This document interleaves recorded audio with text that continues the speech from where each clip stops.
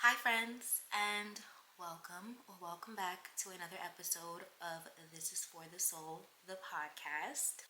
I am super duper excited to sit down with you guys today and share a little bit of an life update. On this podcast, we are healing and growing together through having those honest conversations. As we talk about all things mental health, spirituality, girl talk, personal growth, you name it, we gonna talk about it. So, in today's episode, I want to talk about starting over and what it means to pick yourself back up in the midst of hard times. Also, starting over and rediscovering your purpose and your power. So, what it means to start fresh and really begin to set your own foundation. So I've made some big changes in my life recently, and I want to share what I've been learning along the way as I've been navigating this path. Whether you're navigating a similar season in your life or you're trying to figure things out or just need encouragement, this episode is going to be for you. So I graduated college, undergrad in 2023 with a degree in mass communications. During that time, I felt really unsure about what it is that I wanted to do. I went to school, but I didn't have a plan set up for myself, so I was kind of just like coasting and going with the flow. And the major I chose that specifically because I am into content creating and media and things like that. But I was smart. There are so many different fields and paths that you could take with that specific degree. I ended up gaining more of an experience than I did a traditional education. And they definitely do say college is not for everybody. But there had to be something there for me because I finished. I did my time. I did all 4 years and I am back. I did gain more of a life experience. I learned a lot of things about myself and I learned how I function and deal with other people. I did get an education. I'm not going to say I didn't, but I just learned more on a personal level than I did educational. That was like a stepping stone for me that shaped me to be the person that I am today. Even if it wasn't the most direct path and I was unsure, I still stuck it out and I still pushed through, and that was obviously for a reason. But I ended up taking a gap year, and after I graduated, I still had no plans. I ended up going back home. Actually, rewind that. I did have a plan for myself, but things didn't work out really how I wanted. I mean, shit happens, life happens. I ended up going back home and I didn't have any plans on returning back to school. Like, I was just like, fuck it. I'm not going to go back to school or pursue higher education unless I felt like it was truly worth it, because I really did work hard for my bachelor's degree, but at the same time, it was like I could have learned all that stuff at fucking home.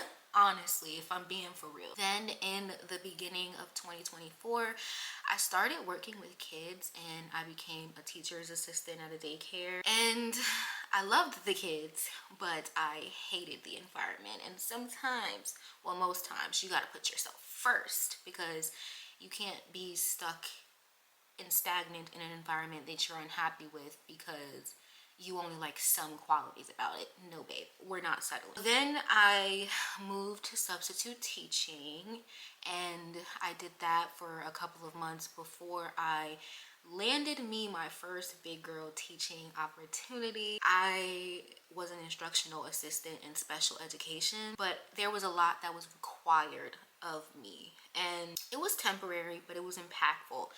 And working as a teacher, period, I see a lot of the hard work and the dedication that comes with it. But I realized more so the importance of education and how kids need a caring and guiding individual to teach them. People keep saying, oh, these kids are doomed, oh, the education system is doomed.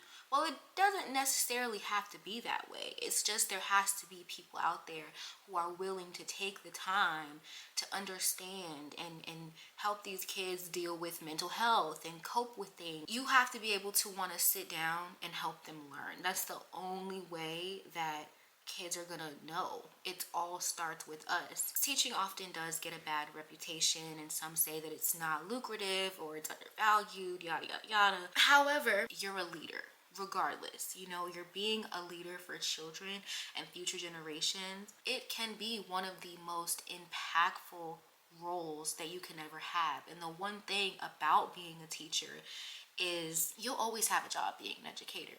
No matter where you go, you can always be a teacher because they're so desperately needed. And it doesn't even have to be national, it can be international. Hell, you can freaking teach English to people in other countries. So teaching is something that you just have to have a passion for. It's not the career itself that's bad, it's the systems that that type of career is ran under. Because the Department of Education, let's talk about it. Let's talk about it. There's a lot of issues with the Department of Education, and it is true. Teachers are not paid enough, and people are complaining because it's like, you want me to sit in this classroom and deal with these badass kids, and you're not paying me enough. And on top of that, there are other things that are required of me, my time, my patience, my effort, and I'm not seeing the right return, and that's why people are not happy. But I decided to pursue a master's degree in curriculum and instruction.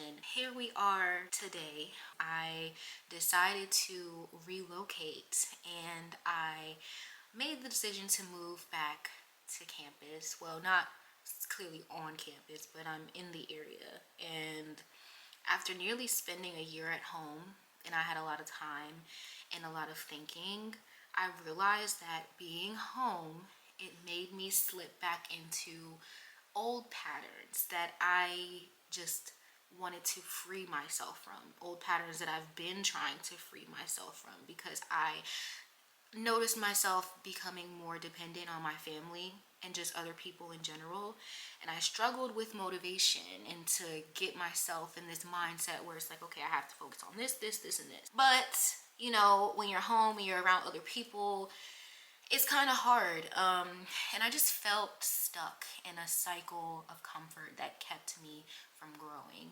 So I decided to make this decision, and moving back was what it was. A little scary because I was alone for a long time, and then I moved back home, and then I got comfortable, and now I'm back on my own again. And it's like learning to do things for myself without the extra noise around me. Growth happens a lot of the times when you step out of what's familiar. It happens when you start to think for yourself and when you really get clear on what it is that you want and your purpose. I also have been learning to just lean on my faith and to navigate the uncertainty of what it feels like to start over, because the thought of starting over is scary. But some people literally start over with absolutely nothing and they completely change their life, but that's because they had to. They had no choice but to believe in themselves and do what they gotta do to get to a place in life where they can feel okay.